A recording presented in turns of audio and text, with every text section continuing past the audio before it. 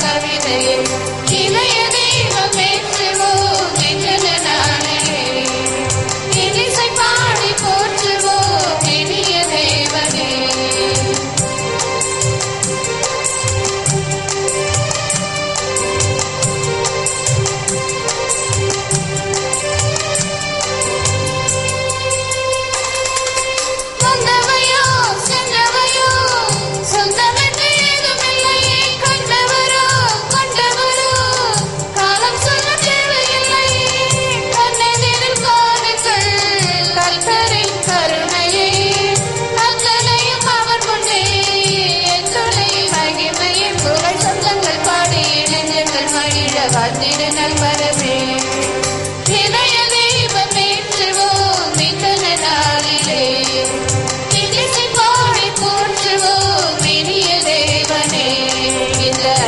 பாதையிலே வரும் அர்த்தங்கள் ஆயிரமே, இந்த சுந்தர சோலையிலே வந்த சொந்தங்கள் ஆயிரமே, இவையற்றலை அழகும் இறைவன் கரங்கள் இனிது அடைந்த கவிதையை இதய தெய்வம் ஏற்றுவோம் இந்த நாளிலே இசை பாடி போற்றுவோம் இனிய தேவனே.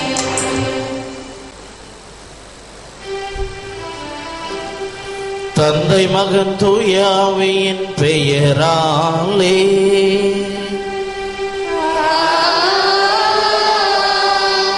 நம் ஆண்டவராகிய இயேசு கிறிஸ்துவின் அருளும் கடவுளின் அன்பும் தூய ஆவியின் தோழமையும் உங்கள் அனைவரோடும் இருப்பதாக.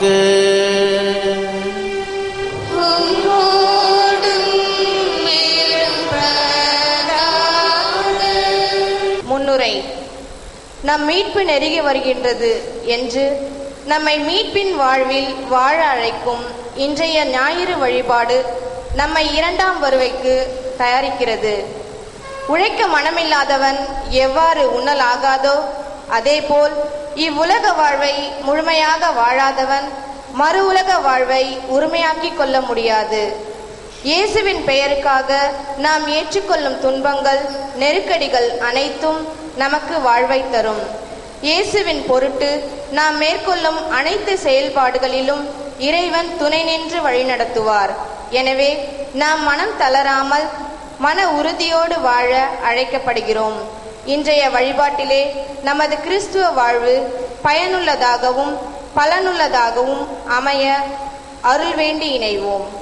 அன்புமிக்க சகோதர சகோதரிகளே, நம் திருமுழுக்கு நினைவாக நம்மை தெளிக்கப்படும் தண்ணீரை ஆசீர்வதித்தருளுமாறு நம் இறைவனாகிய ஆண்டவரை கெஞ்சி வென்று ஆடுவோமாக.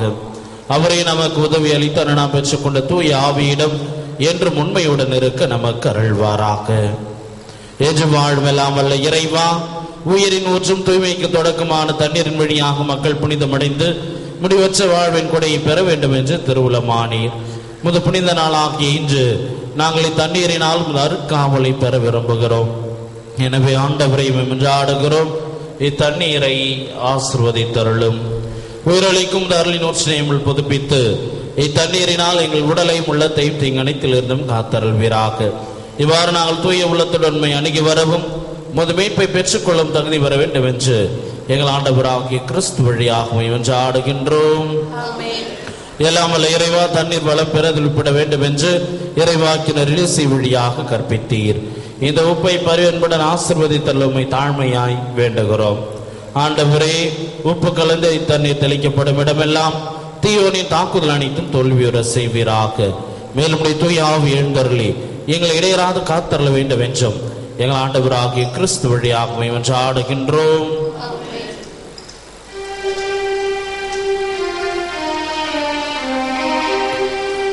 ஈசோ புல்லினால் என் மேல் தெளிப்பே,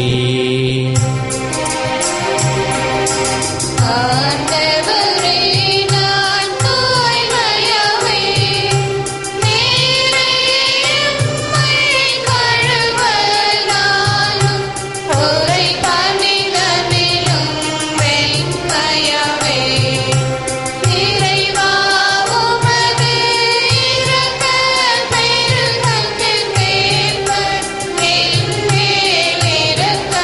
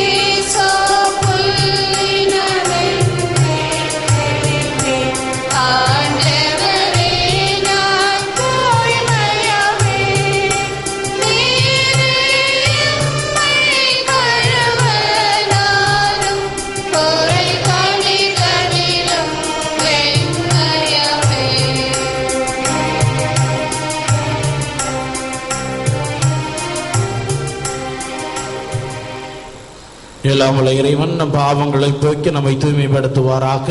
இந்த நற்கருணை வழியின் வழியாக நாம் அவரது அரசின் திருவிருந்தில் பங்கு கொள்ளும் தகுதியடை செய்தருள்வாராக.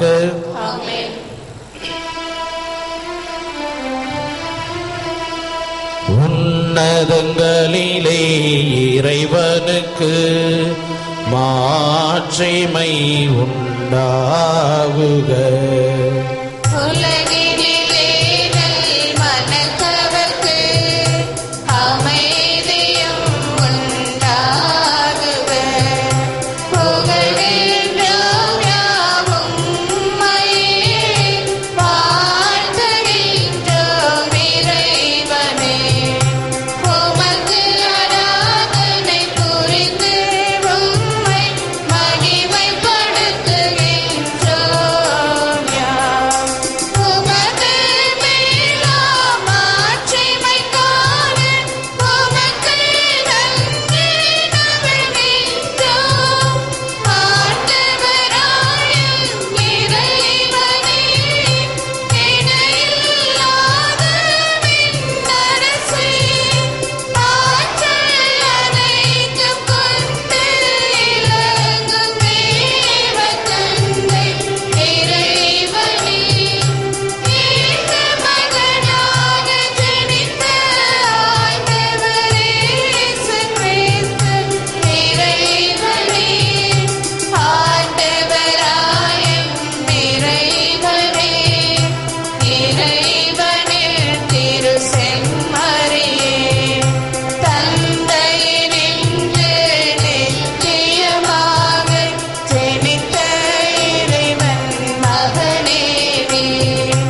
உலகின் பாவம் போக்குபவரே, நீர் மீது இரங்குமே.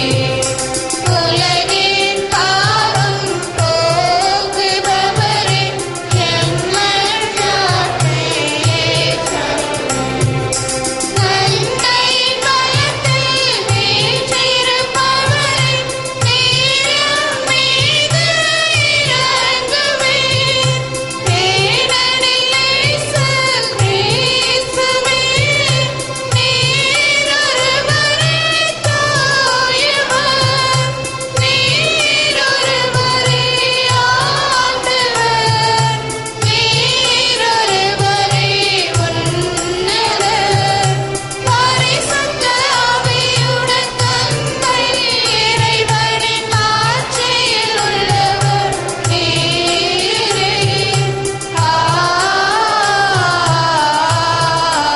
ஆமென். ஜெபிப்போமாக. நலன்களுக்கெல்லாம் ஊற்றாகிய இறைவா, எல்லா வகையான அடிமைத்தனங்களிலிருந்தும் எங்களை மீட்டு ஒன்று சேர்த்து இருக்கின்றீர். உமக்கு இடையராது பணிபுரிவதே எங்களுடைய நிலையான நிறைவான மகிழ்ச்சி. அத்தகைய மகிழ்ச்சியை கண்டடையுமாறு உள்ளார்ந்த அன்புடன் இத்திருப்பணியில் நாங்கள் பங்கேற்க அருள் கூறும். உமோடு தூயாவின் ஒன்றைப்பில் இறைவனா என்றென்றும் வாழ்ந்து ஆட்சி செய்கின்ற அவர் வழியாக உம்மை மன்றாடுகின்றோம்.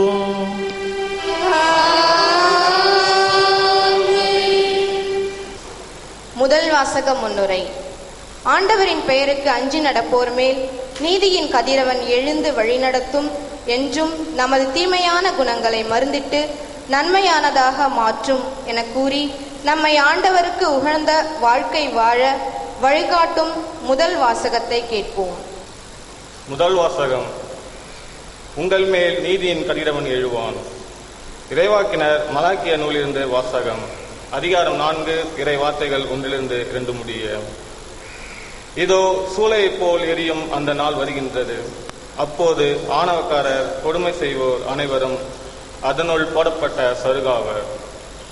வரப்போகும் அந்த நாள் அவர்களுடைய வேரையோ கிளையையோ விட்டு வைக்காது, முற்றிலும் சுட்டெரித்துவிடும் என்கிறார் படைகளின் ஆண்டவர். ஆனால் என் பெயருக்கு அஞ்சி நடக்கின்ற உங்கள் மேல் நீதியின் கதிரவன் எழுவான். அவனுடைய இறக்கைகளில் நலம் தரும் மருந்து இருக்கும். இது ஆண்டவர் வழங்கும் அருள்வாக்கு.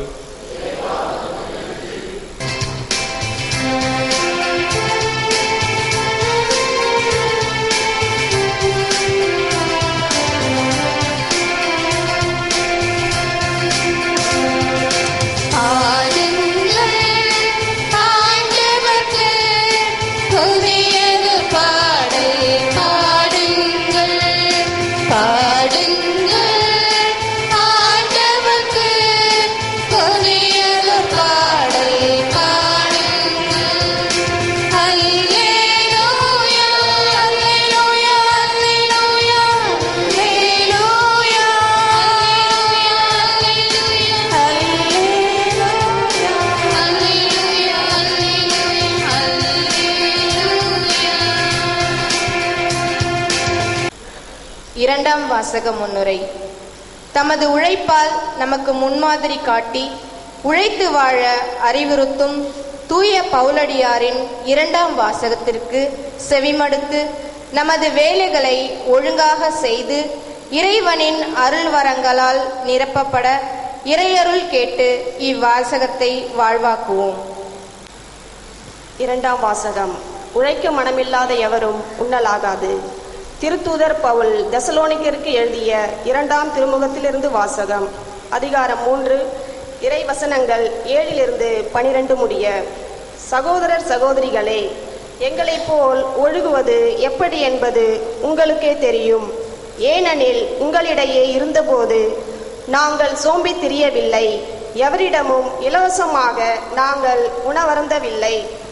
மாறாக உங்களுள் எவருக்கும் சுமையாயிராதபடி ராப்பகலாய் பாடுபட்டு உழைத்தோம். எங்களுக்கு வேண்டியதை பெற உரிமை இல்லை என்பதால் அல்ல, மாறாக நீங்களும் எங்களைப் போல நடப்பதற்காக உங்களுக்கு முன்மாதிரி காட்டவே இவ்வாறு செய்தோம். உழைக்க மனமில்லாத எவரும் உண்ணலாகாது என்று நாங்கள் உங்களிடையே இருந்தபோதே உங்களுக்கு கட்டளை கொடுத்திருந்தோம். உங்களுள் சிலர் எந்த வேலையும் செய்யாமல் சோம்பேறிகளாக சுற்றித் திரிந்து பிறர் வேலையில் தலையிடுவதாக கேள்விப்படுகிறோம். இத்தகையோர் ஒழுங்காக தங்கள் வேலையை செய்து தாங்கள் உண்ணும் உணவுக்காக உழைக்க வேண்டும் என ஆண்டவர் இயேசு கிறிஸ்துவின் பெயரால் கட்டளையிட்டு அறிவுறுத்துகிறோம். இது ஆண்டவர் வழங்கும் அருள்வாக்கு.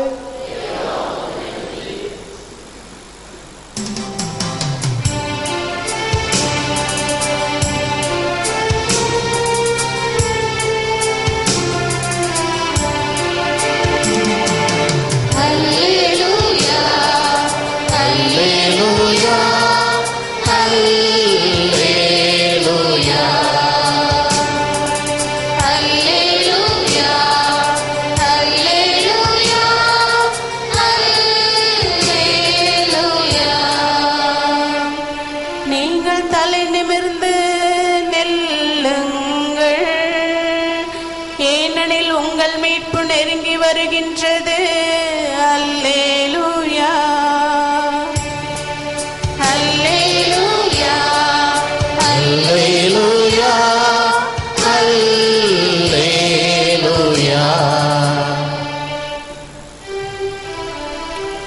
ஆண்டவர் உங்களோடு இருப்பாராக.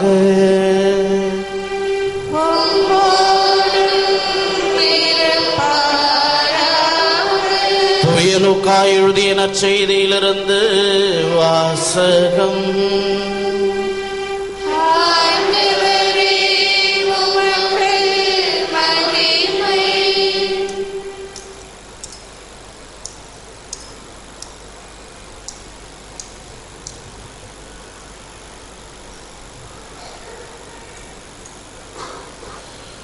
அதிகாரம் 21. உயிருள்ள இறை வார்த்தைகள் 5 முதல் 19 முடிய. அக்காலத்தில் கோவிலை பற்றி சிலர் பேசிக் கொண்டிருந்தனர். கவின்மிகு கற்களாலும் நேற்றை பொருட்களாலும் கோவில் அழகுபடுத்தப்பட்டிருக்கிறது என்று சிலர் பேசிக் கொண்டிருந்தனர். இயேசு, இவற்றையெல்லாம் பார்க்கிறீர்கள் அல்லவா? ஒரு காலம் வரும், அப்போது கற்கள் ஒன்றின் மேல் ஒன்று இராதபடி இவையெல்லாம் இடிக்கப்படும் என்றார். அவர்கள் இயேசுவிடம், போதகரே, நீர் கூறியவை எப்போது நிகழும்? இவை நிகழும் போதும் நிகழப்போகும் காலத்திற்கான அறிகுறி என்ன என்று கேட்டார்கள். அதற்கு அவர், நீங்கள் ஏமாறாதவாறு பார்த்து கொள்ளுங்கள். ஏனெனில் பலர் என் பெயரை வைத்துக் கொண்டு வந்து நானே அவர் என்றும் காலம் நெருங்கி வந்துவிட்டது என்றும் கூறுவார்கள். அவர்கள் பின்னே போகாதீர்கள். ஆனால் போர் முழக்கங்களையும் குழப்பங்களையும் பற்றி கேள்விப்படும் போது திகுலுறாதீர்கள். ஏனெனில் இவை முதலில் நிகழத்தான் வேண்டும், ஆனால் உடனே முடிவு வராது என்றார். மேலும் அவர் அவர்களிடம் தொடர்ந்து கூறியது, நாட்டை எதிர்த்து நாடும் அரசை எதிர்த்து அரசும் எழும். பெரிய நிலநடுக்கங்களும் பல இடங்களில் பஞ்சமும் கொள்ளை நோயும் ஏற்படும். அச்சுறுத்தக்கூடிய பெரிய அடையாளங்களும் வானில் தோன்றும். இவை அனைத்தும் நடந்தேறும் முன் அவர்கள் உங்களை பிடித்து துன்புறுத்துவார்கள். தொழுகை கூடங்களுக்கு கொண்டு செல்வார்கள், சிறையில் அடைப்பார்கள். என் பெயரின் பொருட்டு அரசரிடமும் ஆளுநரிடமும் இழுத்து செல்வார்கள். எனக்கு சான்று பகர இவை உங்களுக்கு வாய்ப்பளிக்கும்.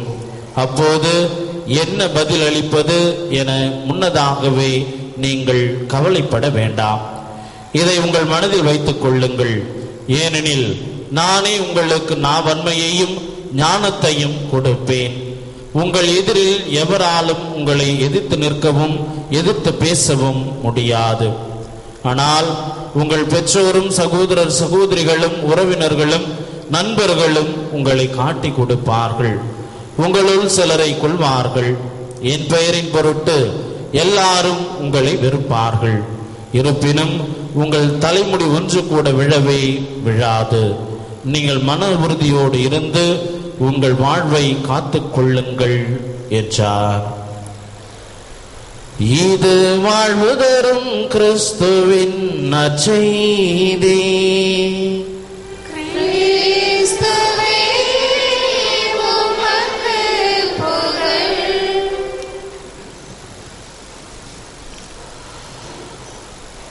இயேசுவில் அன்புமிக்க சகோதர சகோதரிகளே, பெற்றோர்களே, பெரியோர்களே, பொது காலத்தினுடைய இறுதி ஞாயிற்றுக்கிழமைகளில் நாம் இருந்து கொண்டிருக்கின்றோம். இன்றைய தினம் பொது காலத்தின் 33ஆம் ஞாயிறை சிறப்பிக்கின்றோம். அடுத்த வாரம் கிறிஸ்து அரசர் பெருவிழா. அதோடு இந்த பொது காலம் தொடங்கி திருவருகை காலமானது ஆரம்பிக்கப்படவிருக்கின்றது. எனவே இந்த பொது காலத்தினுடைய இறுதி நாட்களில் இருக்கின்ற நாம் எப்போ எங்கே என்று நாம் ஒவ்வொருவரும் சிந்தித்து பார்க்க இன்றைய திருவழிபாடானது நமக்கு அழைப்பு கொடுக்கின்றது. எப்போ எங்கே எப்பக்கம் என்பதனைத்தான் இன்றைய நற்செய்தியானது தாங்கி வருவதை நாம் பார்க்கின்றோம். 1998 என்னுடைய 10ஆம் வகுப்பை முடித்தேன். 10ஆம் வகுப்பை முடித்தவுடனே என்னுடைய தந்தையானவர், ஊரில் நீ இருக்கக்கூடாது, ஊரில் இருந்தால் கெட்டு விடுவாய் என்று என்னை திண்டிவனம் அன்னாள் மேல்நிலைப் பள்ளிக்கு படிக்க அனுப்பினார். அங்கே நான் கேட்ட அந்த குரூப் கிடைக்கவில்லை என்றாலும் நீ ஊருக்கு வரக்கூடாது, அங்கேதான் படிக்க வேண்டும் என்று கூறிவிட்டார். எனவே கேட்ட குரூப் கிடைக்கவில்லை என்றாலும் கிடைத்த குரூப்பை எடுத்துக்கொண்டு அங்கே படித்தேன். 2000 என்னுடைய மேல்நிலை வகுப்பை முடித்தேன். முடித்தவுடன் நான் குருமடத்திற்கு செல்ல வேண்டும் என்று ஆவல் கொண்டேன். எனவே ஒவ்வொரு இறை அழைத்தல் இயக்குனர் வருகின்ற பொழுதும் அவர்களிடம் என்னுடைய பெயரை கொடுப்பேன். நான் அந்த உள்விடுதியில் படிக்கின்ற பொழுதே என்னுடைய சக மாணவர்கள் என்னை சாமியார் என்று தான் அழைப்பார்கள். 2000 நான் இளம் குருமடத்தில் சேர்ந்தேன். நான் குருமடத்தில் சேர்ந்து விட்டேன் என்பது என்னுடைய ஊரில் உள்ள எல்லாருக்குமே தெரியும். எப்பொழுதெல்லாம் நான் விடுமுறைக்கு செல்கின்றேனோ அப்பொழுதெல்லாம் என்னை அவர்களும் அதே ஒரு பெயரை வைத்து சாமியார் வராரு அப்படி என்று தான் அழைப்பார்கள். காலம் கடந்தது. 1 ஆண்டு, 2 ஆண்டு, 3 ஆண்டு, 4 ஆண்டு, 5 ஆண்டு கடந்தது. ஒவ்வொரு முறையும் விடுமுறைக்கு போகின்ற பொழுது இதே கேள்வியை கேட்டுக் கொண்டிருந்தவர்கள் கடைசியில் அவர்கள் எரிச்சல் அடைந்து விட்டார்கள், கடுப்பாகிவிட்டார். என்னையா சேர்ந்து இத்தனை வருஷம் ஆகுது, என்ன சாமியார் ஆக மாற்ற, எப்பதான் சாமியார் ஆவ, எப்பொழுது அந்த நாள் வரும் என்று அவர்கள் கேட்க தொடங்கினார்கள். எனக்கே ஒரு மாதிரி ஆகிவிட்டது. எப்பொழுது என்று அங்கே பயிற்சி கொடுக்கின்றவர்களுக்கும் மறை மாவட்டத்தில் இருக்கின்றவர்களுக்கும் தான் தெரியும். எனக்கு எப்படி தெரியும்? ஏனென்றால் தள்ளி போகலாம் என்று கூட சூழ்நிலை இருக்கின்றது. எப்பொழுதென்றே தெரியாது என்ற ஒரு நிலையில் விடுமுறைக்கு செல்வதற்கே கொஞ்சம் சகோஜப்பட்ட காலங்களும் உண்டு. அந்த எப்பொழுது என்பது எல்லாருமே நம்முடைய வாழ்வில் எதிர்பார்க்கக்கூடிய ஒன்றாக இருந்து கொண்டிருக்கின்றது. தமிழர்களாகிய நாம் காவேரி நீர் கர்நாடகத்திலிருந்து எப்பொழுது வரும் என்கின்ற ஒரு எதிர்பார்ப்போடு நாம் இருந்து கொண்டிருக்கின்றோம். அதே போன்று கிருஷ்ணா நதி நீர் ஆந்திராவிலிருந்து தமிழகத்தினுடைய எல்லையை எப்பொழுது தொடும் என்று நாம் எதிர்பார்த்து கொண்டிருக்கின்றோம்.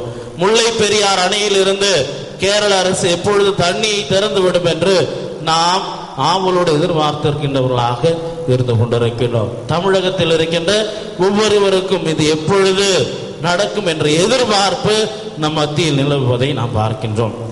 சமீப காலங்களில் பார்த்தோம் என்றால் இந்தியர் என்ற அந்த கட்டமைப்புக்குள் இருக்கின்ற நாம் இந்த அரசு பொறுப்பேற்பதற்கு முன்பாக மக்களிடம் கூறிய வாக்கு, வெளிநாடுகளில் பதுக்கி வைத்திருக்கின்ற கருப்பு பணத்தை எல்லாம் இந்திய தேசத்திற்கு கொண்டு வருவோம் என்று அறைகோல் விட்டார்கள். எனவே ஓட்டு போட்டுட்டு நாம் எல்லாம் காத்திருக்கின்றோம். எப்பொழுது வெளிநாடுகளில் இருந்து இந்த கருப்பு பணம் நம்முடைய தேசத்திற்கு வரும் என்று இதுவரை தெரியவில்லை. அதே போன்று அந்த காத்திருப்பு இன்னும் நீடிக்கின்ற வேளையில இப்பொழுது நம்முடைய கைகளில் இருக்கின்ற இந்த 500 1000 செல்லா காசாக போய்விட்ட நிலையில் எப்பொழுது புதிய நோட்டு வரும் என்கின்ற ஆவல் நம் மத்தியில் இருப்பதை நாம் பார்க்க முடிகின்றது. ஏன்னா எங்கே ஏடிஎம், எங்கே அந்த காசு கொடுக்கிறார்கள் என்று அந்த தொலைக்காட்சி செய்திகளில் பார்க்கின்ற பொழுது நம்மால் உணர்ந்து கொள்ள முடிகின்றது. மக்களுடைய ஏக்கம், பரிதவிப்பு என்னவாக இருக்கின்றது என்று. ஏன்னா எத்தனை பேர் போய் ஏடிஎம்ல நின்று பணம் எடுத்தீங்க? எத்தனை பேர் அந்த வங்கிகளில் வரிசையில் நின்றீர்கள்? கை தூக்குங்க பார்க்க. யாரும் போகலையா நீங்க? அப்ப எல்லாம் உங்கள்கிட்ட ஸ்டாக் இருக்குது, அதனால நாங்கள் போக வேண்டியதில்லை என்கின்ற ஒரு நிலை இருக்கின்றது. இயேசுவில் அன்புமிக்க சகோதர சகோதரிகளே, பெற்றோர்களே, பெரியோர்களே, இந்த எப்போ, எங்கே, எப்பக்கம் என்பதுதான் இன்று நமக்கு கொடுக்கப்பட்டிருக்கின்ற ஒரு செய்தியாக இருந்து கொண்டிருக்கின்றது. இந்த எங்கே, எப்போ, எப்பக்கம் என்பதனை வைத்து பல பேர் தங்களுடைய அந்த பண வரவை அதிகரித்துக் கொள்வதை நாம் இப்பொழுது இருக்கின்ற சூழ்நிலையிலே நாம் உணர்ந்து கொள்ள முடியும். இறைமகன் இயேசு கிறிஸ்து தெள்ள தெளிவாக சுட்டி காட்டுவதை நாம் பார்க்கின்றோம். இந்த ஒரு மனிதர்கள் பேசிக் கொள்கின்றார்கள், இந்த எருசலேம் தேவாலயம் கவின்மிகு கற்களாலும் நேர்ச்சை பொருட்களாலும் கட்டப்பட்டிருக்கின்றது என்று பேசிக்கொண்டிருந்த அந்த ஒரு சூழ்நிலை எத்தகையது ஒரு சூழ்நிலை என்று பார்த்தோம் என்றால், ரோமை பேரரசு வலிமையோடு எழுந்து அந்த யூதா முழுவதும், அந்த எருசலேம் நகர் முழுவதும் பல்வேறு அந்த அதிரடி நடவடிக்கைகளை அவர்கள் எடுத்துக் கொண்டிருக்கின்றார்கள்.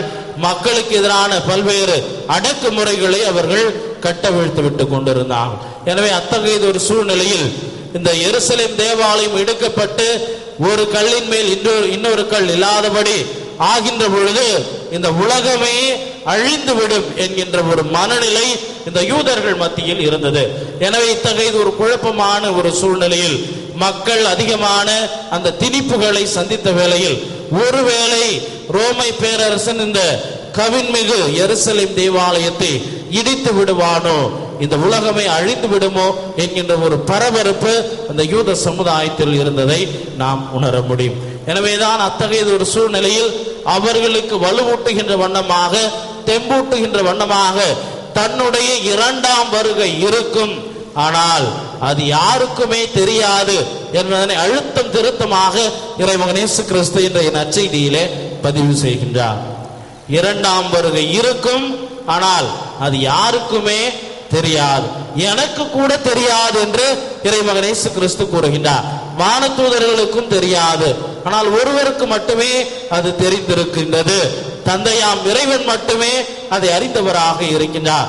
எனவே நீங்கள் எத்தகையதொரு குழப்பத்திற்கு மாளாகாமல் இந்த நிகழ்கால வாழ்வை வாழக்கூடியவர்களாக உங்களுடைய வாழ்க்கையில் இருங்கள் என்று இறைமகன் இயேசு கிறிஸ்து நமக்கு அழைப்பு கொடுப்பதை நாம் பார்க்கின்றோம்.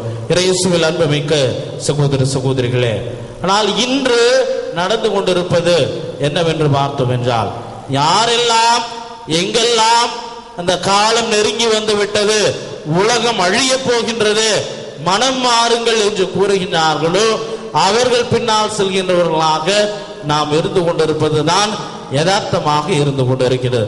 எனவே இத்தகைய ஒரு அச்சுறுத்தலின் காரணமாக, பயத்தின் காரணமாக மக்களிடம் இருக்கின்றவற்றை பிடுங்குகின்ற ஒரு பணி இத்தகைய ஒரு சபைகளில் நடப்பதை நாம் கண்கூடாக பார்க்க முடியும். எனவே அவர்கள் எல்லாம் பொய்யர்களாக, போலி இறைவாக்கினர்களாக அவர்கள் இருந்து கொண்டிருக்கிறார்கள். என் பெயரை வைத்துக் கொண்டு நானே அவன், நானே கிறிஸ்து, உலகம் அழிய போகின்றது என்று கூறுகின்றவர்களுடைய பின்னால் நீங்கள் செல்லக்கூடாது என்று நமக்கு இறைமகன் இயேசு கிறிஸ்து அறிவுறுத்துகின்றார். அவருடைய கட்டளைகளை ஏற்றோம் என்றால் எந்த ஒரு சபைக்காரனும் நம்மை வந்து அணுகுகின்ற பொழுது போடா போடா போ, ஏசு என்ன சொல்லியிருக்காருன்னு எனக்கு தெரியும், உன் பின்னாடி நான் வர வேண்டிய அவசியம் இல்லை என்று நாம் கூறுகின்றவர்களாக இருப்போம். இல்லை என்றால் நாம் செம்மறியாட்டு மந்தைகளாக வந்துவிட்டது, காலம் வந்துவிட்டது என்று அவர்கள் பின்னால் சுற்றி திரிகின்றவர்களாக இருப்பதோடு மட்டுமல்லாமல் இவ்வுலக வாழ்க்கையை முழுமையாக வாழாதவர்களாக நாம் மாறிவிடுவோம். எனவே இத்தகைய ஒரு சூழல் நாம் வாழ்கின்ற இந்த சமுதாயத்தில் இப்பொழுது மட்டுமல்ல, புனித பவுலடிகளார் வாழ்ந்த காலத்தில் கூட இத்தகைய ஒரு நிலை இருந்திருக்கின்றது. உலகம் முடிய போகின்றது, உலகம் அழிய போகின்றது, இறைமகன் இயேசு கிறிஸ்து வரப்போகின்றார் என்ற உடனே இந்த தெசலோனிக்கர் மக்கள் என்ன செய்தார்கள் என்றால், தங்களுடைய எந்த ஒரு வேலையும் செய்யாமல் சோம்பி தீர்கின்றவர்களாக அவர்கள் இருந்திருக்கிறார். வேலைக்கு போல உழைக்கல, அந்த உழைக்காமல் வேலைக்கு போகாமல் இருந்த அந்த தெசலோனிக்கர் மக்கள் திருச்சபையினுடைய பணத்தை எடுத்து அவர்கள் உண்டவர்களாக இருந்திருக்கிறார்கள். எனவேதான் புனித பவுலடிகளார் அவர்களுக்கு அறிவுரையை இன்றைய 2ஆம் வாசகத்திலே கூறுவதை நாம் பார்க்கின்றோம். என்ன அறிவுரை கூறுகின்றார்? உழைக்காதவன் உண்ணலாகாது. நாங்கள் உழைக்காமலே உண்ண தகுதி பெற்றிருந்தாலும் நாங்கள் உங்களுக்கு முன்மாதிரியாக உழைத்து உண்டவர்களாக இருக்கின்றோம். எனவே தயவு செய்து நீங்கள் உழையுங்கள், உங்களுடைய உணவுக்காக நீங்கள் உழையுங்கள் என்று அவர்களுக்கு அழைப்பு கொடுக்கின்றார். இயேசுவில் அன்புமிக்க சகோதர சகோதரிகளே, ஏதோ இப்பொழுது நாம் வாழ்கின்ற இந்த சூழ்நிலையில் மட்டும்தான் இந்த சபையாளர்களுடைய ஆதிக்கம் அதிகமாக இருக்கின்றது, அவருடைய கூச்சல் அதிகமாக இருக்கின்றது என்று எண்ண வேண்டாம். புனித பவுலடிகளார் வாழ்ந்த காலத்திலே எத்தகைய ஒரு நிலை என்றால், நாம் இருக்கின்ற இந்த சூழ்நிலையில் பல்வேறு தொலைத்தொடர்பு சாதனங்கள் அதிகமாகிவிட்ட நிலையில் எத்தகைய ஒரு சூழல் நிலவும் என்று நாம் எண்ணிக்கொள்ளலாம். எனவே எந்த ஒரு மனிதரும் உலகம் அழிய போகின்றது என்று கூறினான் என்றால் அவர்கள் பின்னே செல்லாமல் இறைமகன் இயேசு கிறிஸ்துவினுடைய வார்த்தைகளை நம்புகின்றவர்களாக இவ்வுலக வாழ்க்கை முழுமையாக வாழ்கின்றவர்களாக இருக்க நாம் அழைக்கப்படுகின்றோம். இயேசுவில் அன்புமிக்க சகோதர சகோதரிகளே, பெற்றோர்களே, பெரியோர்களே, இந்த இறைமகன் இயேசு கிறிஸ்து 2ஆம் வருகையின் பொழுது வருகின்ற பொழுது நாம் என்ன செய்ய வேண்டும் என்பதுதான் நம் கண் முன்னால் இருக்கின்ற ஒரு செய்தியாக இருந்து கொண்டிருக்கிறது. இப்போ, எப்போ, இங்கே, எப்பக்கம் என்ற ஒரு கேள்வி நம் பக்கம் இருந்தாலும் திடீர்னு அவர் வராருன்னா அவரை சந்திக்க நாம் தயாராக இருக்க வேண்டும். இப்பொழுது இந்த ஆலயத்தில் அமர்ந்திருக்கின்ற பொழுதே அவர் நம்மை சந்திக்க வருகின்றார் என்றால் நாம் அவரை எதிர்கொள்ள தகுதியானவர்களாக நம்முடைய வாழ்வில் இருக்கின்றோமா? அத்தகைய ஒரு வாழ்வை, நிறை வாழ்வை, முழு மனித வாழ்வை நாம் வாழ்ந்து கொண்டிருக்கின்றோமா என்று நாம் சிந்தித்து பார்க்க அழைக்கப்படுகிறோம். எனவே அத்தகைய ஒரு வாழ்வை நாம் ஒவ்வொருவரும் வாழ இறைவன் நமக்கு அழைப்பு கொடுக்கின்றார். எனவே அத்தகைய ஒரு வாழ்வை நாம் வாழ்ந்தோம் என்றால் எப்பொழுது வந்தாலும் நாம் அஞ்சுகின்றவர்களாக, கலங்குகின்றவர்களாக நம்முடைய வாழ்வில் இருக்க மாட்டோம். இப்பொழுது சிறிது நேரத்துக்கு முன்னாடி யாரெல்லாம் பேங்க் பக்கம் போனீங்கன்னா யாருமே கை தூக்கல. ஏன்னா எல்லாமே சேஃப்டியா இருக்கிறீங்க. எனவே நீங்கள் அஞ்ச தேவையில்லை. எந்த ஒரு குழப்பமும் மனக்கலக்கமும் உங்களுக்கு தேவையில்லை. அது 2 வாரம் ஆகி 3 வாரம் ஆனாலும் சரி, அல்லது டிசம்பர் 30ஆம் தேதி முடிந்தாலும் சரி, நீங்கள் அச்சப்பட தேவையில்லை. ஏனென்றால் நீங்கள் நிதர்சனமாக யதார்த்தமான ஒரு வாழ்விலே நீங்கள் எதையும் சந்திக்க தயாராக இருக்கின்றவர்களாக இருந்து கொண்டிருக்கிறீர்கள். இதே ஒரு நிலை இறைமகன் இயேசு கிறிஸ்து இப்பொழுது வந்தாலும் நாம் அத்தகைய ஒரு வாழ்வை வாழ்கின்றவர்களாக இருக்கின்ற பொழுது உண்மையிலேயே நாம் அவர் அளிக்கின்ற அந்த நித்திய பேரின்பத்தை பங்கு கொள்கின்றவர்களாக, அதை அதிலே நுழைகின்றவர்களாக, நாம் தகுதியுள்ளவர்களாக அந்த நித்திய பேரின்பத்தில் பங்கெடுக்கின்றவர்களாக இருப்போம். எனவே அத்தகைய ஒரு வாழ்வை எப்பொழுது வேண்டுமானாலும் இறைமகன் இயேசு கிறிஸ்து தன்னுடைய இரண்டாம் வருகையின் போது வரலாம். எனவே அதற்காக நான் ஆயத்தமான வாழ்க்கையை வாழ்கின்றேனா என நாம் சிந்தித்து பார்ப்போம். இரண்டாவதாக, கடுமையான உழைப்பு நம் மத்தியில் இருக்க வேண்டும் என்பதுதான் புனித பவுலடிகளானுடைய எண்ணம். எனவே அவன் சொல்கின்றான், இவன் சொல்கின்றான், அவள் சொல்கின்றாள், இவள் சொல்கின்றாள் என்று இருப்பதையெல்லாம் இழந்துவிட்டு சோம்பி தெரியாமல் பிறரிடமிருந்து யாசிக்காமல் கடினமாக உழைத்து நம்முடைய வாழ்க்கையை வாழ நாம் அழைக்கப்படுகின்றோம். மூன்றாவதாக, சான்று பகரக்கூடிய வாழ்வாக நம்முடைய வாழ்வு இருக்க வேண்டும் என்று இறைவன் இயேசு கிறிஸ்து இந்த நற்செய்தியிலே நமக்கு அழைப்பு கொடுக்கின்றார். யார் வேண்டுமானாலும் உங்களை அச்சுறுத்தலாம், துன்புறுத்தலாம். ஆட்சியாளர்கள், ஆளுநர்கள், அரசர்கள் முன்னிலையில் கூட எனக்கு நீங்கள் சான்று பகரலாம். எனவே அந்த தருணத்தில் என்ன பேசுவது, எதை பேசுவது என்று நீங்கள் அச்சப்பட வேண்டாம். உங்களுக்கு நாவன்மையும் ஞானத்தையும் நானே அளிப்பேன், எனக்காக சான்று பகர்வீர்கள் என்று இறைமகன் இயேசு கிறிஸ்து கூறுவதை நாம் பார்க்கின்றோம். எனவே நாம் ஒவ்வொருவரும் சான்று பகரக்கூடிய வாழ்க்கை வாழ்கின்றவர்களாக இருக்க அழைக்கப்படுகின்றோம்.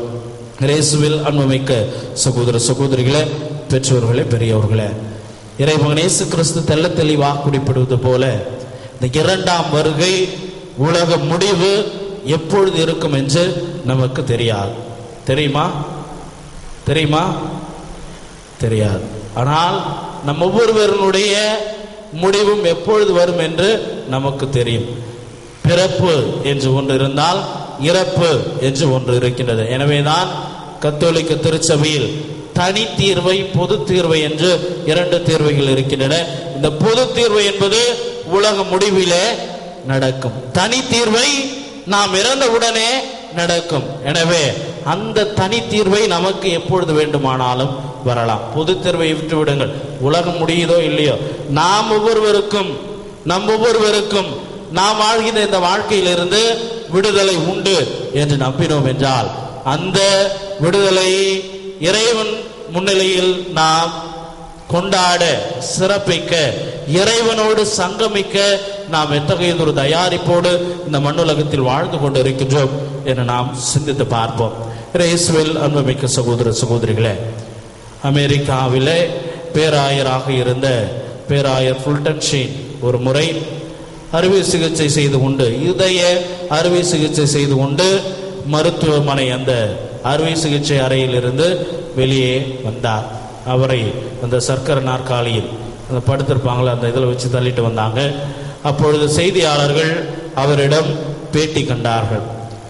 பேராயரே, நீங்கள் இப்பொழுது அறுவை சிகிச்சை செய்து கொண்டு வந்திருக்கின்றீர்கள், இதய அறுவை சிகிச்சை, மரணத்தை பற்றிய பீதி, பயம் உங்களுக்கு இருந்திருக்கும், அதை பற்றி நீங்கள் என்ன கூறுகின்றீர்கள் என்று கேட்டபொழுது, எனக்கு இந்த மரணத்தை பற்றி எந்த ஒரு பீதியும், பயமும், வேதனையும், துன்பமும் கிடையாது. ஏனென்றால் நான் இந்த இதய அறுவை சிகிச்சை நன்முறையில் நடக்காமல் இறந்து விட்டேன் என்றால் விண்ணகத்தில் இறைவனோடு இருப்பேன். ஒருவேளை இந்த அறுவை சிகிச்சை நன்முறையில் முடிந்து நான் இந்த மண்ணகத்தில் இருக்கின்ற பொழுது இறைவன் என்னோடு இருப்பார். எனவே இந்த ஒரு சூழ்நிலையில் எந்த ஒரு மரணத்தையும் பயத்தையும் கண்டு நான் அஞ்சவில்லை என்று புன்சிரிப்போடு அவர் கூறினாராம். இயேசுவில் அன்புமிக்க சகோதர சகோதரிகளே, இந்த மண்ணுலகத்தில் வாழ்கின்ற பொழுது இறைவன் நம்மோடு இருக்கின்றார். நாம் விண்ணுலகத்திற்கு செல்கின்ற பொழுது இறைவனோடு நாம் இருக்கின்றவர்களாக இருப்போம். எனவே அத்தகைய ஒரு இணைப்பிலே இருக்க பேராயர் ஃபுல்டன் ஷீன் கூறியது போன்று நாம் அவரோடு இணைந்து இருக்க எத்தகைய ஒரு வாழ்வை இந்த மண்ணுலகத்தில் வாழ்ந்து கொண்டு இருக்கின்றோம் என்று சிந்திப்போம். எனவே இரண்டாம் வருகை எப்பொழுது வரும் என்று எதிர்பார்த்திருக்காமல் நிகழ்கால வாழ்வை வாழ்ந்து நாம் ஒவ்வொருவரும் சந்திக்கவிருக்கின்ற அந்த தனி தீர்வையில் இறைவனோடு நாம் செல்கின்றவர்களாக மாற நாம் வரம் கேட்போம். எனவே அன்புமிக்க சகோதர சகோதரிகளே, எந்த ஒரு போலி சபையாளனும் உங்களை அண்டி வருகின்ற பொழுது, அணுகி வருகின்ற பொழுது அவர்களை துரத்தி அடிக்கின்றவர்களாக நீங்கள் இருக்க வேண்டும். அப்படி செய்தால் மட்டுமே இறைவனுக்கு சான்று பகர்கின்றவர்களாக இருப்பீர்கள். அத்தகைய ஒரு சான்றை இறைமகன் இயேசு கிறிஸ்து நாம் ஒவ்வொருவரும் பகர வேண்டும் என்று அழைப்பு கொடுக்கின்றார். அப்படி யாராச்சும் வந்தால் துரத்தி அடிப்பீங்களா? துரத்தி அடிப்பீங்களா? இல்லை வாங்க எங்கள் வீட்டில் வந்து ஜெபம் செய்யுங்க, நாங்கள்லாம் கூடி ஜெபிக்கின்றோன்னு சொல்லுவீங்களா? என்ன செய்வீங்க? நேரம் கத்துறேன், நான் பதிலே வர மாட்டேன். இப்போ யாருக்கும் புரியலையா? என்ன செய்வீங்க? சபையாளர் உங்கள்கிட்ட வரார், அங்கே சூனியம் இருக்கின்றது, இங்கே பிசாசு இருக்கின்றது என்று வீட்டில் இருக்கின்றது என்று கூறுகிறார் என்றால் நீங்கள் என்ன செய்வீர்கள்? நாங்கள் செய்யணும், நேரம் கத்துனங்க, என்ன செய்வீங்க?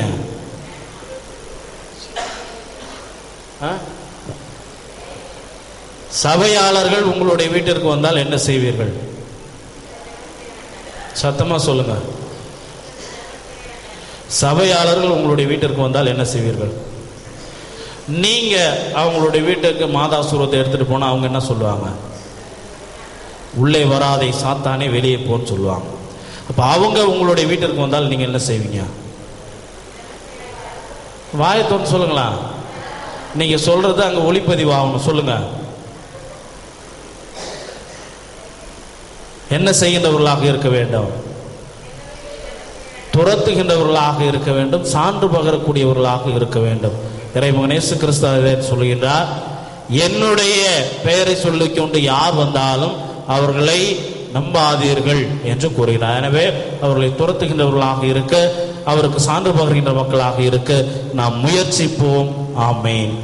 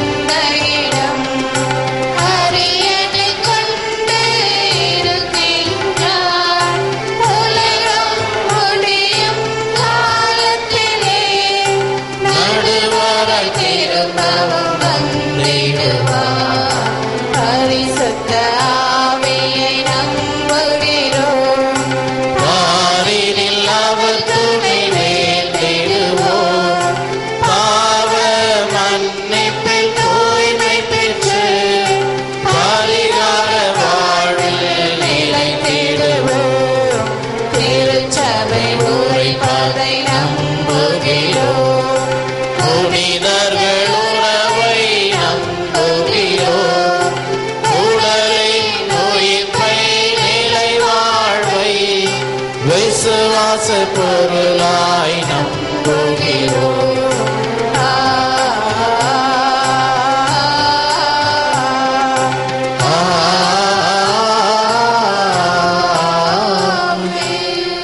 அன்புமிக்க சகோதர சகோதரிகளே, எல்லாம் உள்ள தந்தையாம் இறைவன் மக்கள் அனைவரும் மீட்படையவும் உண்மையின் நிறையறிவும் பெற விரும்புகின்றார். அவர் பால் முழுமன பற்றுதலுடன் நம் வேண்டுதல்களையும் விண்ணப்பங்களையும் சமர்ப்பிப்போம். எதிர்நோக்கி காத்திருக்க எம்மை அழைப்பவரே, எமது தாயாம் திருச்சபை ஆவலோடு எதிர்பார்த்து காத்திருக்கும் நல்ல காரியங்களை நிறைவேற்றி திருச்சபை தலைவர்கள் திருச்சபை வளர்ச்சிக்காக எடுக்கும் முயற்சிகளை ஆசீர்வதிக்க இறைவா உம்மை மன்றாடுகிறோம். ஆண்டவரே, எங்கள் மன்றாட்டை கேட்டருளும். சாட்சிய வாழ்வுக்கு எம்மை தயாரிப்பவரே, உமது வருகைக்காக காத்திருக்கும் நாங்கள் எங்களுக்கென கொடுக்கப்பட்டுள்ள கடமைகளை சரிவர செய்து உம்மை பொறுமையோடு எதிர்கொள்வோம் மனப்பக்குவத்தை தந்திட இறைவா உம்மை மன்றாடுகிறோம். ஆண்டவரே, எங்கள் மன்றாட்டை கேட்டருளும். நற்செயல்களை நாடி செய்தவரே, எங்களுடன் வாழும் சகோதர சகோதரிகளுக்கும் எங்கள் சமூகத்திற்கும் எங்களால் முடிந்த நல்ல காரியங்களை செய்யும் மனதை தந்திட இறைவா உம்மை மன்றாடுகிறோம். ஆண்டவரே, எங்கள் மன்றாட்டை கேட்டருளும். வளமோடு வாழச் செய்பவரே, அன்றாட உழைப்பை நம்பி வாழும் ஏழை எளியோரின் உழைப்பை ஆசீர்வதித்து உழைப்பின் பயனை முழுமையாக பெற்றுக்கொள்ளும் வறுமை நீங்கி வளமோடு வாழும் இறைவா உம்மை மன்றாடுகிறோம். ஆண்டவரே, எங்கள் மன்றாட்டை கேட்டருளும். நம் ஒவ்வொருவரின் தனிப்பட்ட தேவைகளுக்காக சிறிது நேரம் மௌனமாக மன்றாடுவோம்.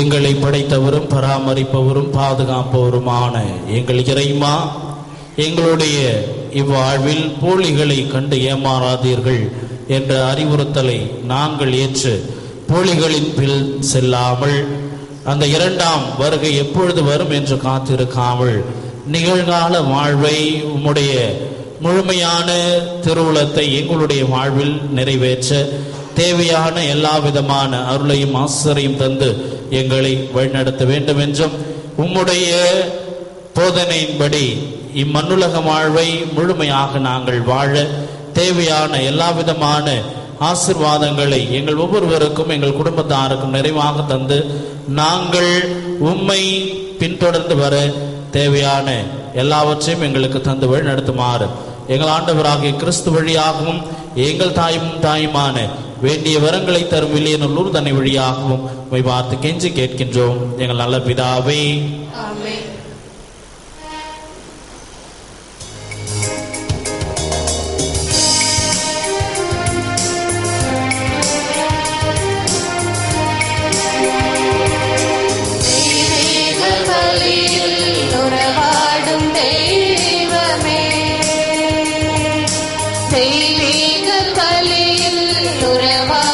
தெய்வமே, உன்னோடு பலியா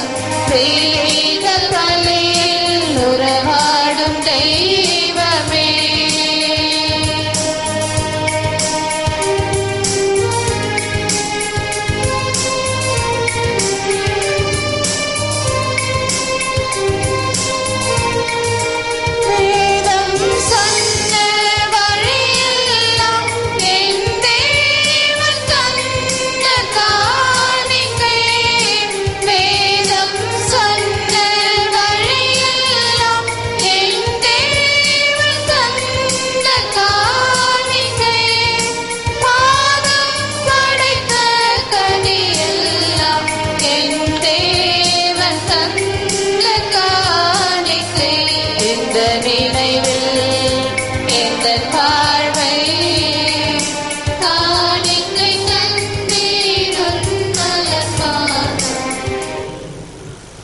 அன்புமிக்க சகோதர சகோதரிகளை நாம் அனைவரும் ஒப்பு கொடுக்கும் திருப்பலி எல்லாம் உள்ள தந்தையாக இறைவனை கேட்டதாக முடிஞ்சவையுங்கள்.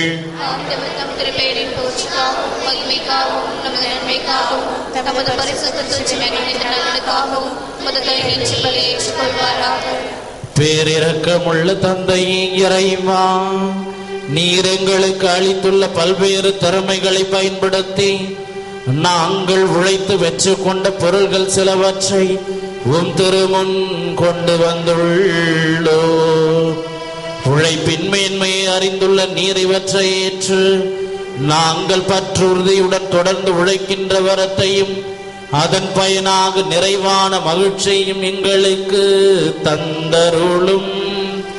எங்கள் ஆண்டவராகிய கிறிஸ்து வழியாக உம்மை மன்றாடுகின்றோம்.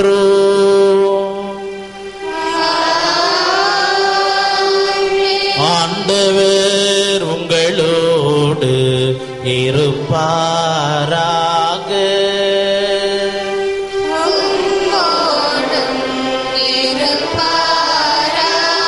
இதயங்களை ஆண்டவரிடம் எழுப்புங்கள்.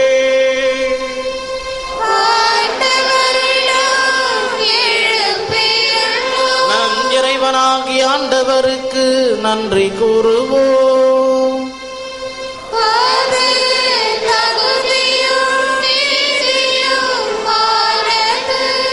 ஆண்டவரை தூயவரான தந்தையே என்று வாழும் எல்லாம் வல்ல இறைவா, ஏனாலும் எவ்விடத்திலும் நாங்கள் உமக்கு நன்றி செலுத்துவது மெய்யாகவே தகுதியும் நீதியுமாகும், எங்கள் கடமையும் மீட்புக்குரிய செயலுமாகும். ஏனெனில் நீர் உலகம் கனிந்து உலகின் மீது அன்பு கொண்டு எங்களுக்கு மீட்பரை அனுப்பினீர். அவர் பாவம் தவிர மற்ற அனைத்திலும் எங்களை போன்று வாழ்க்கை நடத்த திருவுளமானார். இவ்வாறு நீர் திருமகனிடம் செலுத்திய அன்பை மீதும் செலுத்தினீர். நாங்கள் கீழ்ப்படியாமையால் பாவம் செய்து இழந்த உம்முடைய கொடைகளை அவருடைய கீழ்ப்படிதலால் மீண்டும் பெற்றுக் கொண்டோம். ஆகவே இறைவா, வானதூதர் புனிதர் அனைவரோடு நாங்களும் சேர்ந்து உமது பெருமையை பறைசாற்றி அக்களிப்புடன் ஒரே குரலாய் பாடுவதாவது: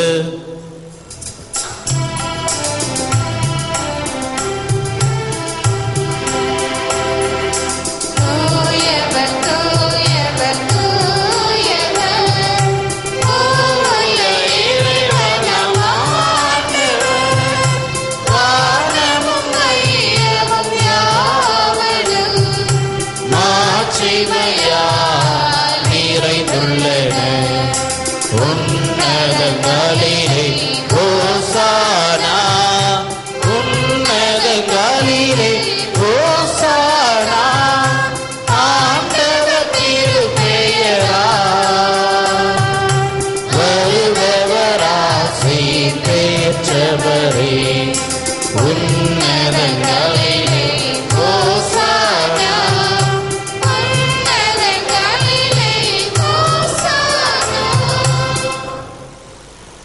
வானக தந்தையே, நிர்மையாகவே தூயவர், புனிதத்திற்கெல்லாம் ஊற்று. ஆகவே உம்முடைய தூய ஆவியை பொழிந்து இக்காணிக்கைகளை புனிதப்படுத்த வேண்டும் என உம்மை மன்றாடுகின்றோம். இவ்வாறு எங்கள் ஆண்டவர் இயேசு கிறிஸ்துவின் உடலும் இரத்தமுமாக எங்களுக்கு இவை மாறுபனவாக. அவர் பாடுபட மனமும் வந்து தம்மை கையளித்த போது அப்பத்தை எடுத்து நன்றி செலுத்தி அதை பிட்டு தம் சீடருக்கு அளித்து கூறியதாவது: அனைவரும் இதை வாங்கி உண்ணுங்கள், ஏனெனில் இது உங்களுக்காக கையளிக்கப்படும் என் உடல்.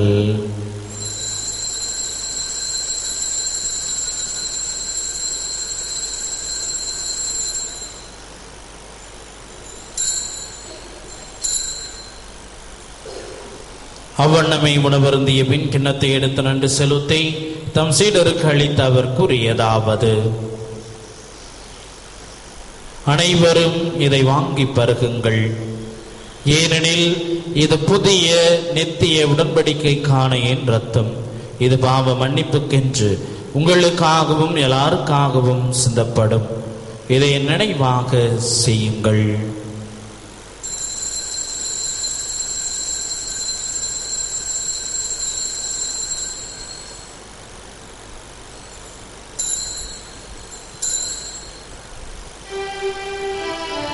இது விசுவாசத்தின் மறை பொருள்.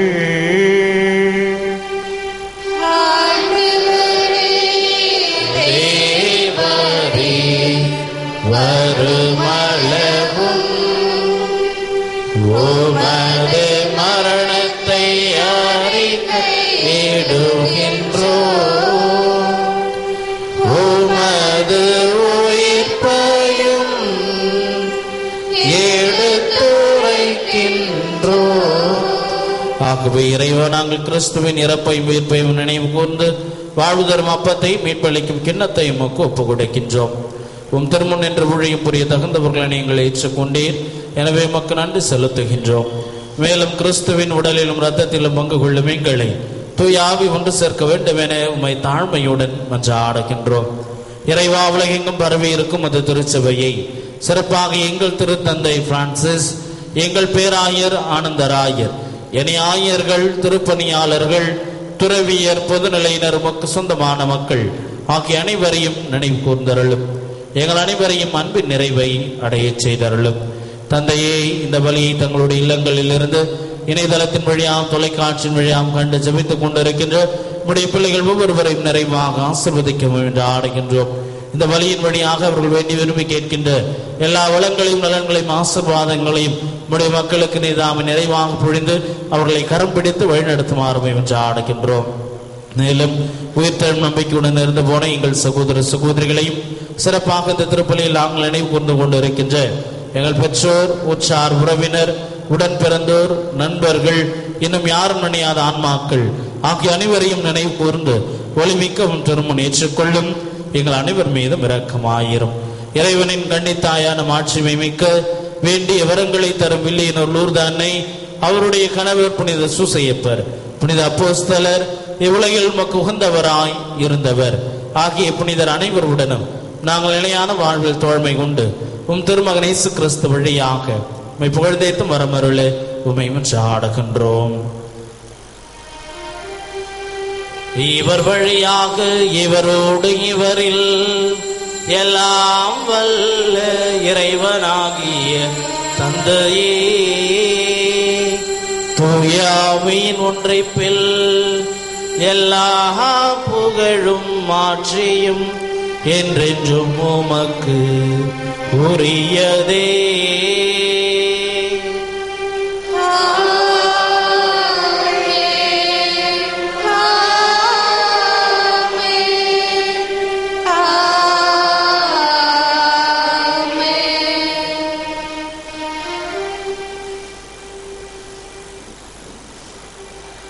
மீட்பரின் கட்டளையால் கற்பிக்கப்பட்டு இறை படிப்பினையால் பயிற்சி பெற்ற நாம் துணிந்து பாடுவோம்.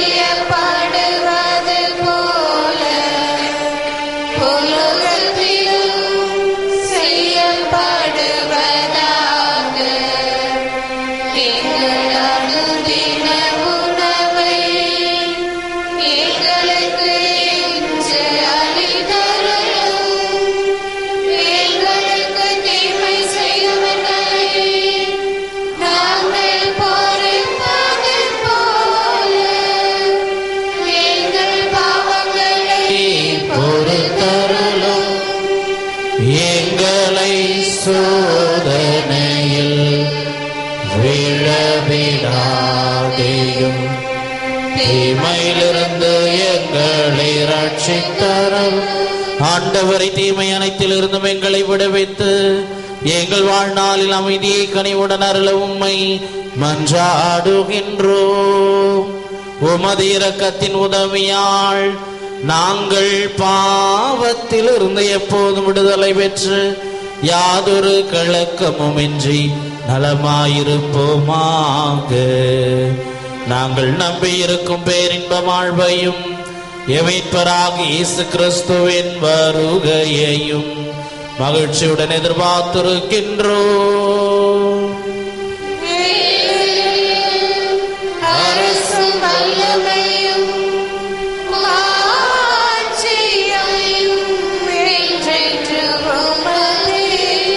ஆண்டவராகிய இயேசு கிறிஸ்துவே, அமைதியை உங்களுக்கு விட்டு செல்கின்றேன், என் அமைதியையே உங்களுக்கு அளிக்கின்றேன் என்றும் அப்போஸ்தலர்களுக்கு மொழிந்தீரே. எங்கள் பாவங்களை பாராமல் திருச்சபையின் விசுவாசத்தை கண்ணோக்கி எங்களுக்கு அமைதியை முற்றுமை அளித்துள்ள திருவுளம் கொள்வீராக. என்றென்றும் வாழ்ந்து ஆட்சி செய்கின்றவர் நீரே. ஆண்டவருடைய சமாதானம் உங்களோடு என்றும் இருப்பதாக. ஒருவருக்கொருவர் உறவின் வாழ்த்தை அறிவித்து மகிழ்வோம்.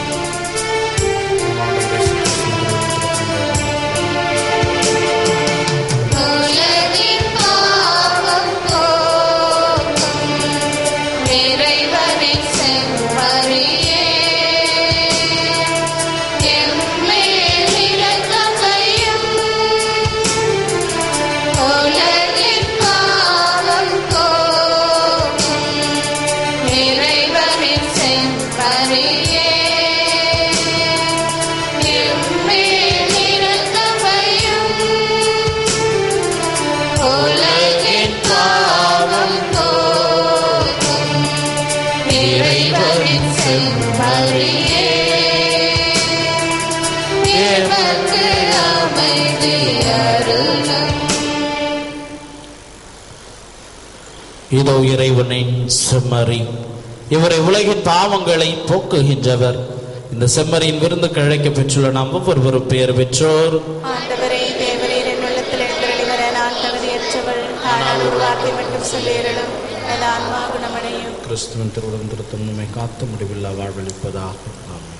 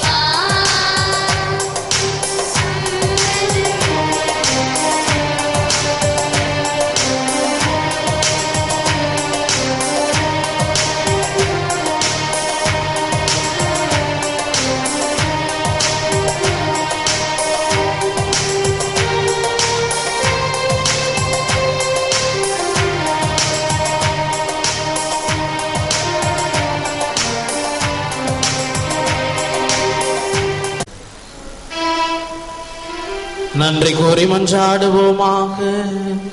அன்பை உருவான இறைவா, உம் திருமகனின் கட்டளைப்படி அவருடைய நினைவாக இத்திருப்பலியை நிறைவேற்றினோம்.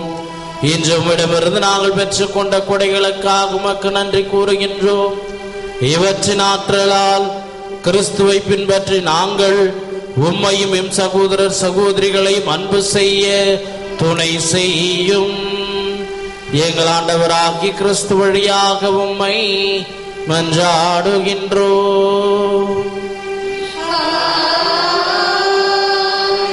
ஆண்டவர் உங்களோடு இருப்பாராக.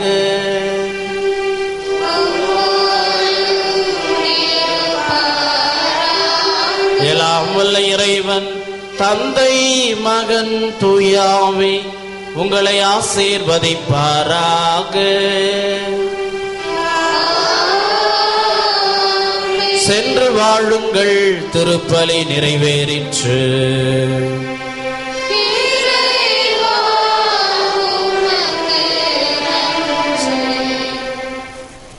மனித திருத்தந்தை ஐயர்கள் குருக்கள் கன்னியர்கள் அனைவரின் ஆன்மீக பாட்சிக்காகவும் திருப்பலி நினைவு கூறப்பட்ட அனைத்து ஆன்மாக்களின் திரைப்பாட்சிக்காகவும் சிறப்பாக இக்கலை அடக்கம் செய்யப்பட்டிருக்கும் குருக்களின் ஆன்மீக பாட்சிக்காகவும் வேண்டிக் கொள்வோம்.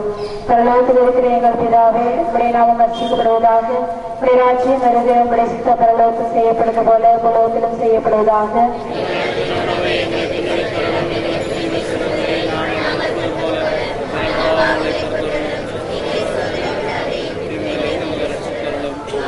அருள்நிறைந்த மரியே வாழ்க, கர்த்தர் உம்முடனே, பெண்களுக்குள் ஆசீர்வதிக்கப்பட்டவர் நீரே, உம்முடைய திருவயிற்றின் கனியாகிய இயேசுவும் ஆசீர்வதிக்கப்பட்டவரே.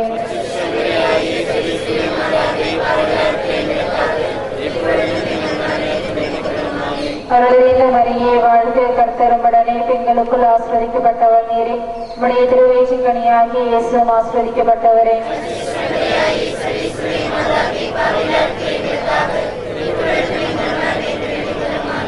அருள்நிறைந்த மரியே வாழ்க, கர்த்தர் உம்முடனே, பெண்களுக்குள் ஆசீர்வதிக்கப்பட்டவர் நீரே, உம்முடைய திருவயிற்றின் கனியாகிய இயேசுவும் ஆசீர்வதிக்கப்பட்டவரே.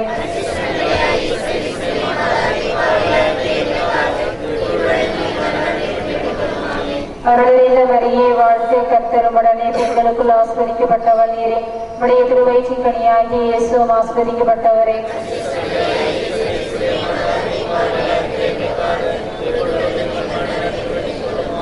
அருள்நிறைந்த மரியே வாழ்க, கர்த்தர் உம்முடனே, பெண்களுக்குள் ஆசீர்வதிக்கப்பட்டவர் நீரே, உம்முடைய திருவயிற்றின் கனியாகிய இயேசுவும் ஆசீர்வதிக்கப்பட்டவரே.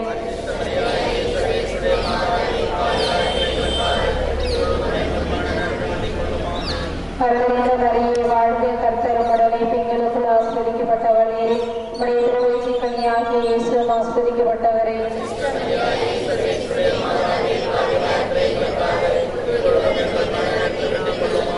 அருள்நிறைந்த மரியே வாழ்க, கர்த்தர் உம்முடனே, பெண்களுக்குள் ஆசீர்வதிக்கப்பட்டவர் நீரே, உம்முடைய திருவயிற்றின் கனியாகிய இயேசுவும் ஆசீர்வதிக்கப்பட்டவரே.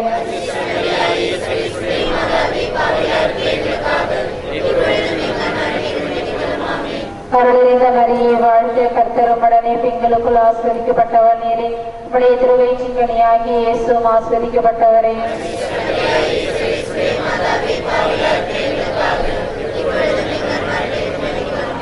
அருள்நிறைந்த மரியே வாழ்க, கர்த்தர் உம்முடனே, பெண்களுக்குள் ஆசீர்வதிக்கப்பட்டவர் நீரே, உம்முடைய திருவயிற்றின் கனியாகிய இயேசுவும் ஆசீர்வதிக்கப்பட்டவரே.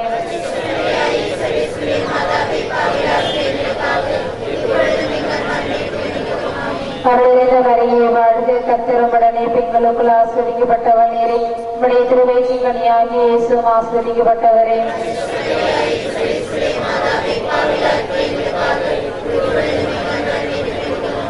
அருள்நிறைந்த மரியே வாழ்க, கர்த்தர் உம்முடனே, பெண்களுக்குள் ஆசீர்வதிக்கப்பட்டவர் நீரே, உம்முடைய திருவயிற்றின் கனியாகிய இயேசுவும் ஆசீர்வதிக்கப்பட்டவரே.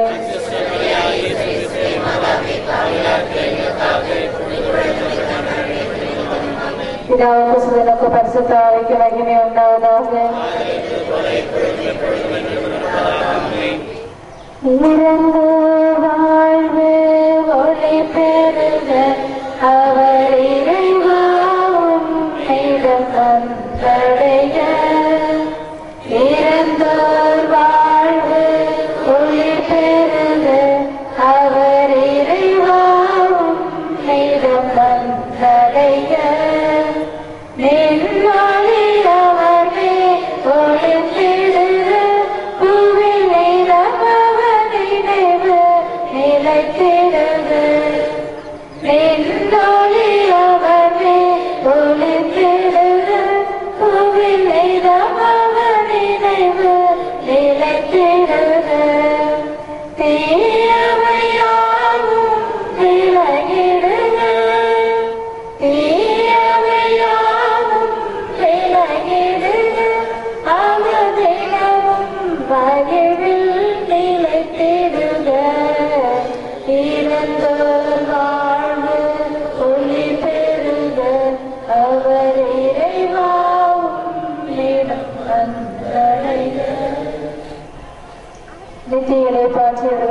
செய்தருளும் ஆண்டவரே. தந்தை மகன் தூய ஆவியின் பெயராலே ஆமென்.